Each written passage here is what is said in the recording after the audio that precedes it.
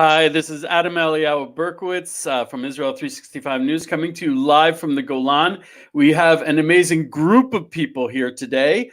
We're Rabbi Tuli Weiss, the head of Israel 365, is with us, along with Josh Wander, who is coming at us live from the Mount of Olives. And we have the amazing guest, Russell Robinson, who runs the JNS, the Jewish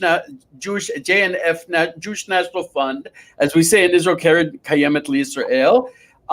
They've been working for over 120 years to buy and develop land in Israel. That's more than Israel's been around, and they're doing such a good job that Israel is one of the only nations in the world that came into the 21st century with more trees now than we had 100 years ago. So we're bucking the tide here, thanks to the work of Russell and his people. Thanks so much for joining us, Russell. Thank you very much, Eliyahu. I'm really excited about being here.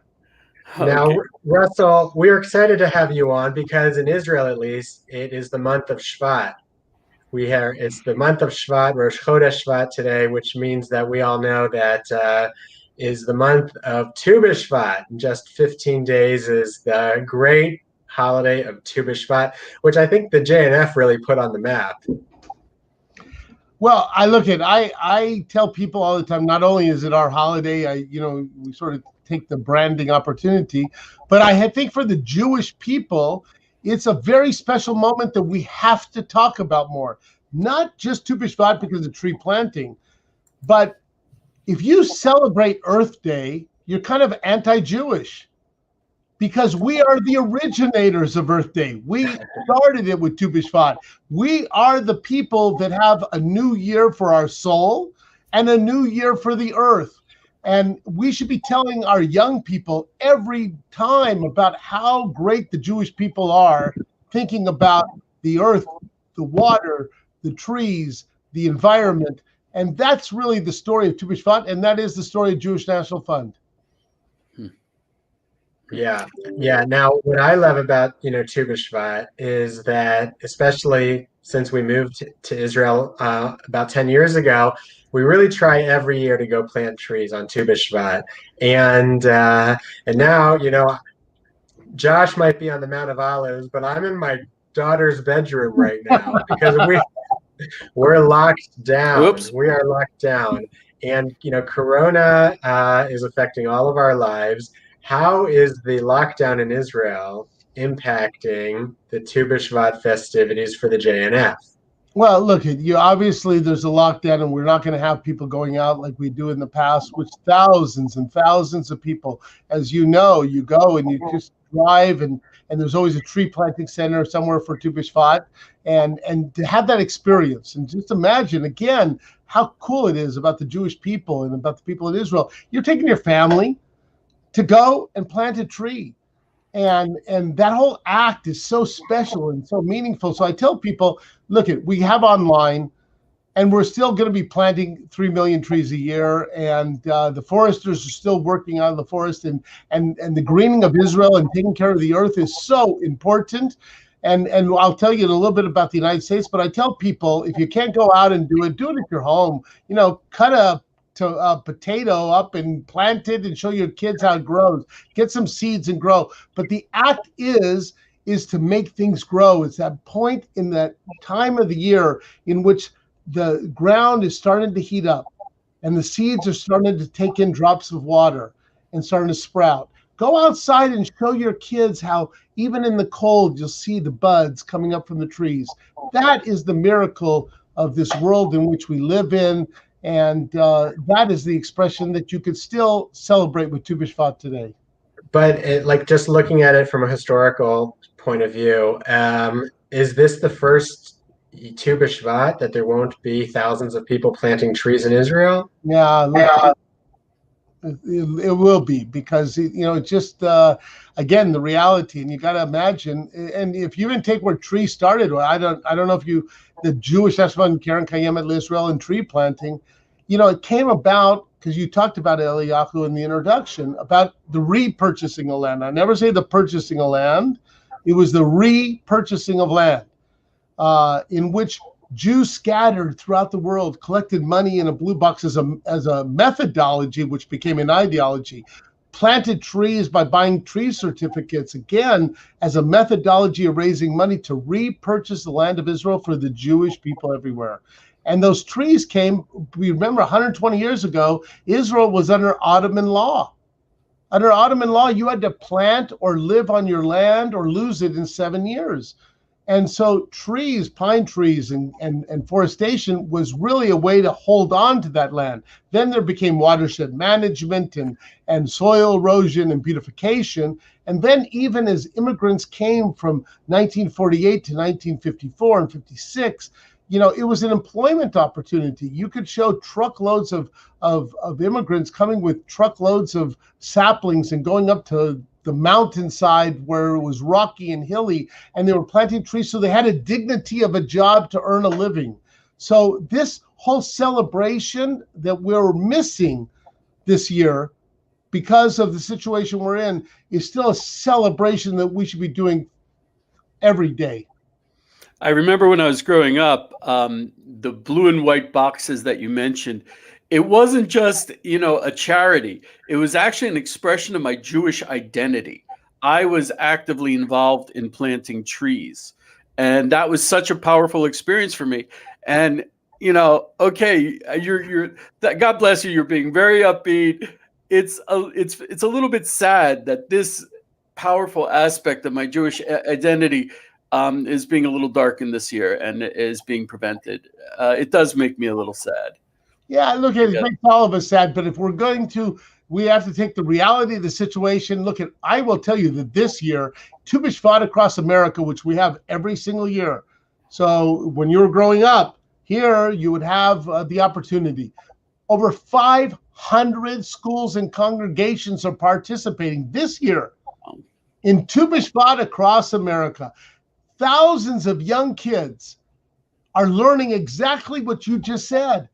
That act of engagement and involvement and planting their roots in the land of Israel, that they'll come and see when they're in high school. We have a high school in Israel, Alexander Mas High School in Israel. They could sign up, they could go there, go to high school in Israel, when they're going on their college program, but then go to Israel.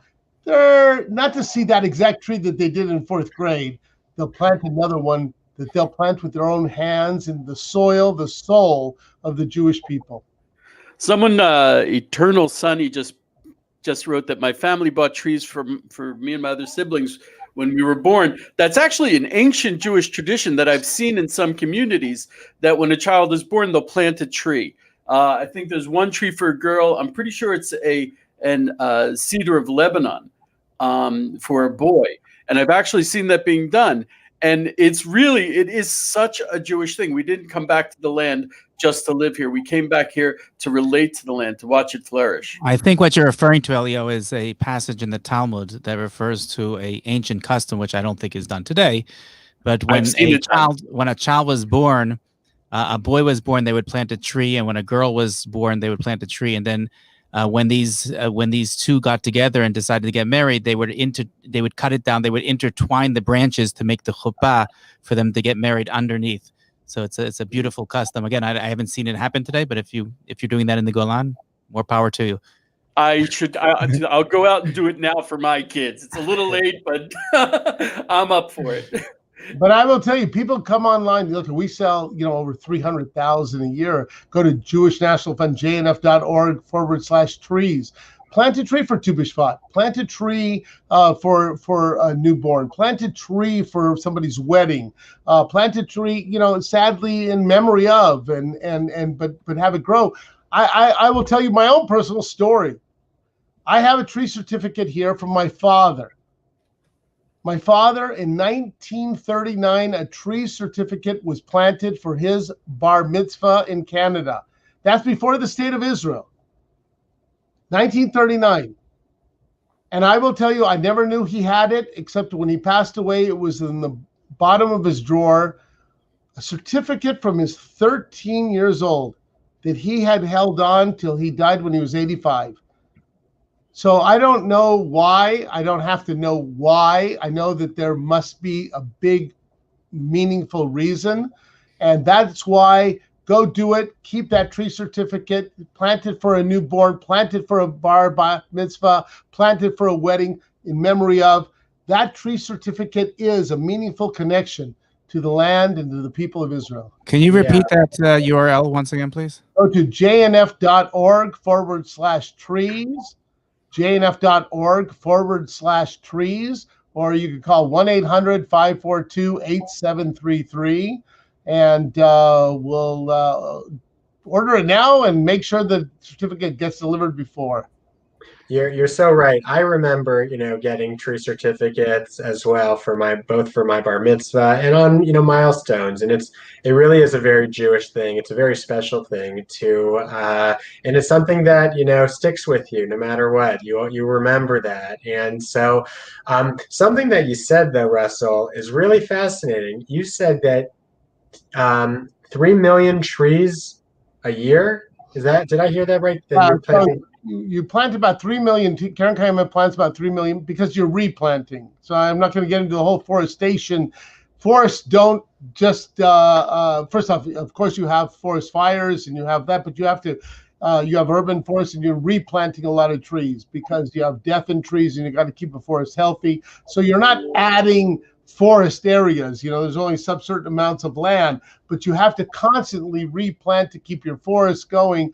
And remember, we have forests that are in the desert. By the way, if you go down, you got Tyr Forest down in the Negev, and you see that beautiful line of green that goes, that the U.S. Forest Service comes to study how Israel does desert forest planting and growing. And, so it's an amazing thing. When Ilan Ramon was up in the, unfortunately, and passed, but before, he looked out of the window and he showed everybody that you could see the border of the state of Israel based upon it was green. That green was because Eliyahu and everybody else were planting trees as kids, and we were planting trees then in Israel. And you could see it all the way from outer space. Now, how many are you planting new forests? Is it just replanting? It's a lot of replanting because you got a developing country here in Israel. I think the latest census shows you almost 10 million people. And by the way, it's one of the forestation issues that we have is that our forests are almost 100% urban forests, meaning that, and I use Montana, you can have a forest fire in Montana, and if it took over thousands of acres, it would burn down one house. In Israel, all forests are urbanized forests. So, you have an issue of forest fire and forest fire prevention.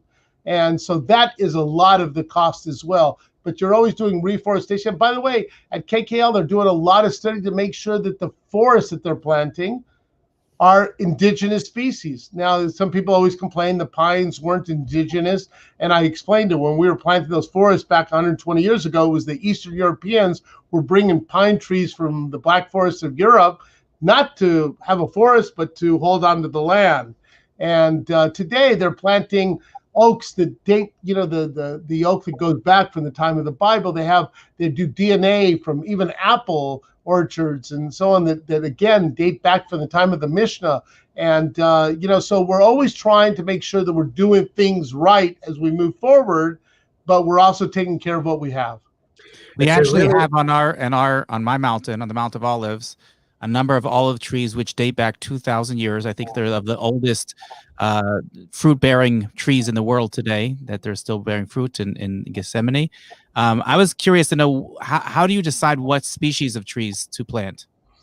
So there's a very sophisticated research and development center at the Karen Kayemet that talk about what is the best species for the area.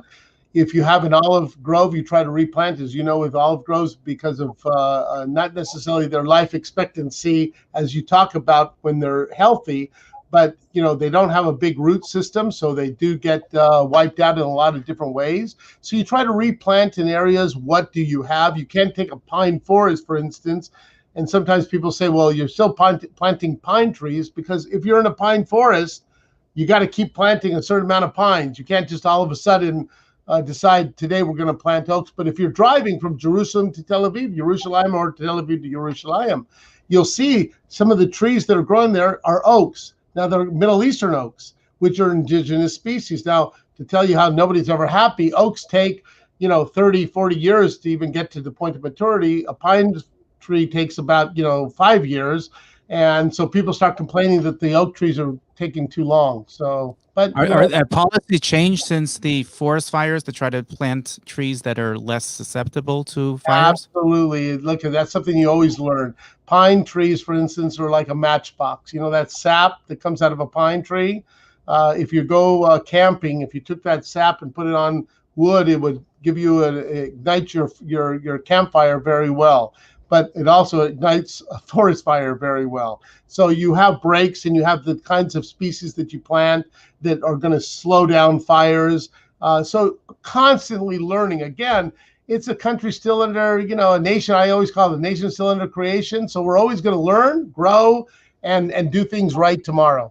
Well, you must be doing something right, because we just finished the summer. Now it's the rainy season. It's actually raining here. You could hear it on the window, thank God.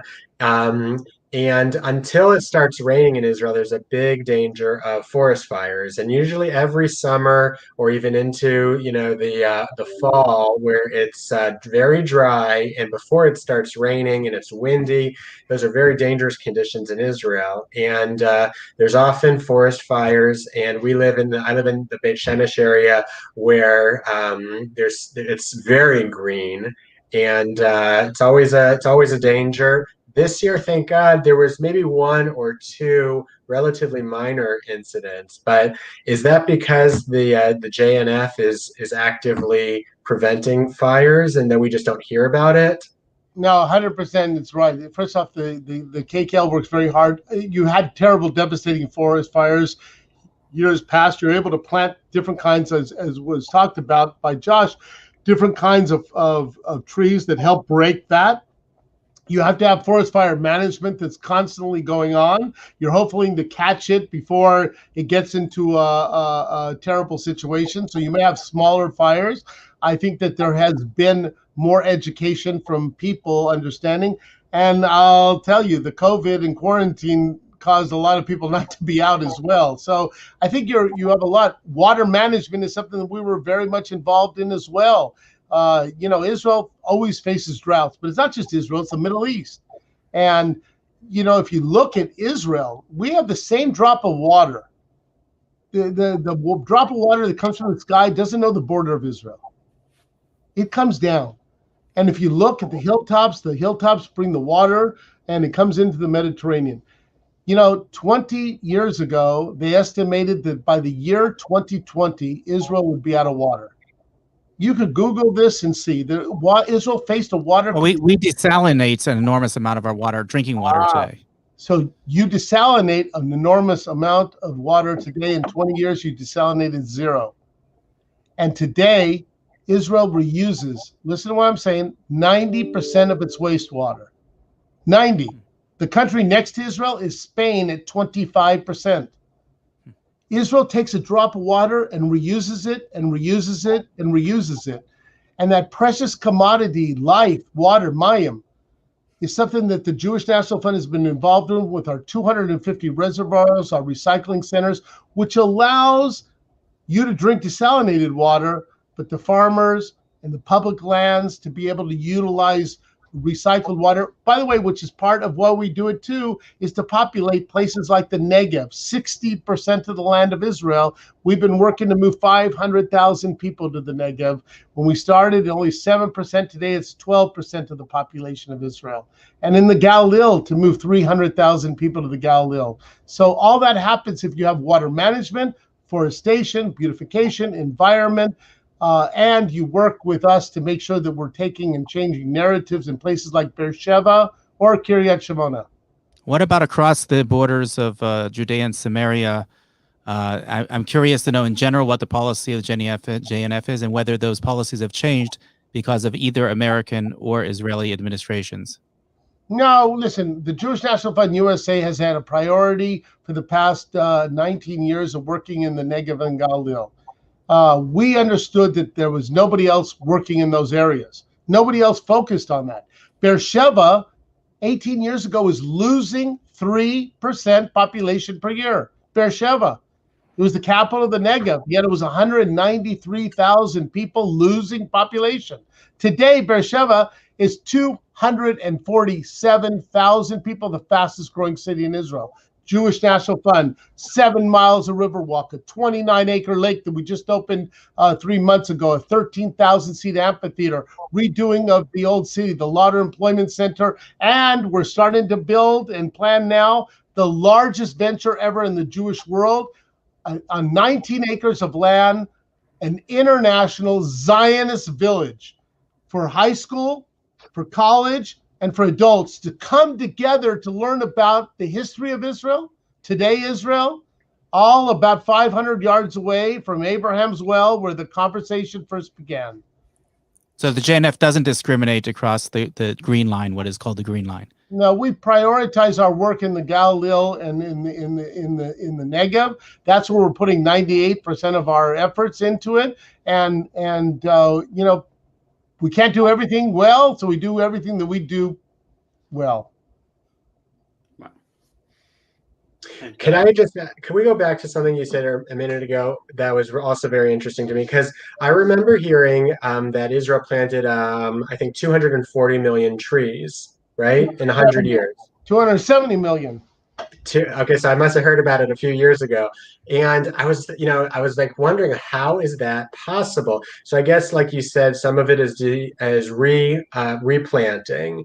Do you distinguish between those two? Is there because every time I drive around Beit Shemesh, where again you mentioned the people who you employed and who you provided work for, and there's a lot of towns near the Beit Shemesh area which were established by Kurdistan or Moroccan immigrants when they came in the early 50s, and they weren't, they didn't have skills necessarily that were compatible for the economy at the time, and they worked for the Kakal and they planted trees. That's what they did. And I heard some of them telling me that they would I think collect stones, and at the end of the day they would show them how many, every time they would plant a tree they would put a stone in their pocket or something like that, and then they would go to the foreman at the end and they would give them 150 stones, and they would get their 150 lira or something. They were very proud of that fact that they would plant hundreds of trees every day in this area, in the area, really Beit Shemesh area between here and Jerusalem. Those are all planted by hand, all planted by Kakal and the JNF. Are there numbers? Do you know how many were planted by hand versus the replanting that you mentioned? Because to me, it's fascinating. So the majority of them were all those hand-planted forests, the arterial forests, as I said, in the Negev. If you go all the way into the north, as you're talking there, think about the dignity that was given.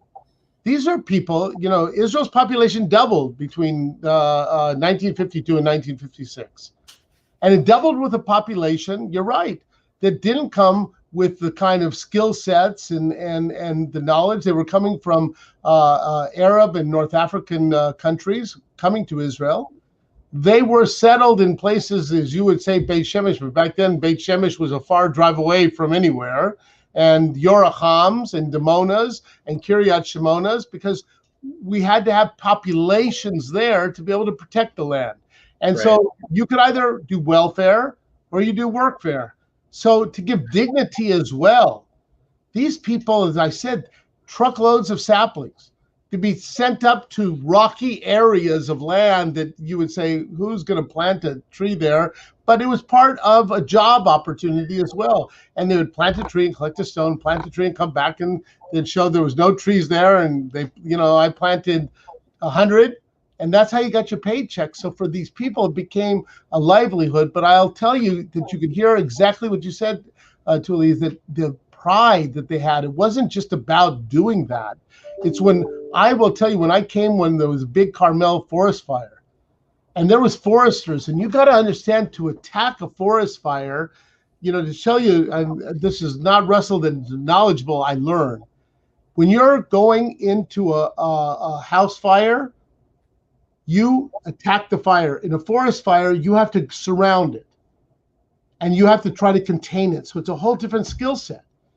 And I was watching foresters who were there literally risking their life during this Carmel fire. And one of them, there was an exhausted group of these KKL forest fire people.